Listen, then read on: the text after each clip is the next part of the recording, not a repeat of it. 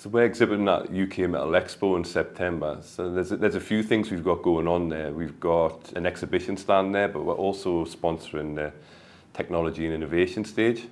So on there we've got a panel discussion going on. We've got two keynote speeches happening. We're going to be exhibiting a few different products. So we're going to have Tekla Structures there.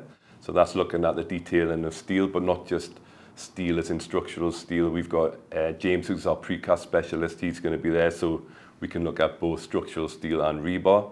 We've got Chris, who's our power fab specialist, so that's looking at steel manufacturing workflows, specifically for steel fabricators. We've also got Radu there as well, so he's another steel specialist who can talk about Tekla Structures, any kind of workflows into fabrication as well, using the detailing software. We're sharing the exhibition stand with Lindapter, who's recently launched their hollow bolt plugin for Tekla Structures.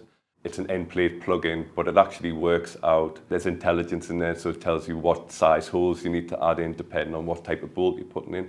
So that's something that wasn't in the software before. That's been built into that plugin now, so it makes it a lot easier for the user, both for Tekla and for Lindapter, for ordering materials, making sure holes are the right size.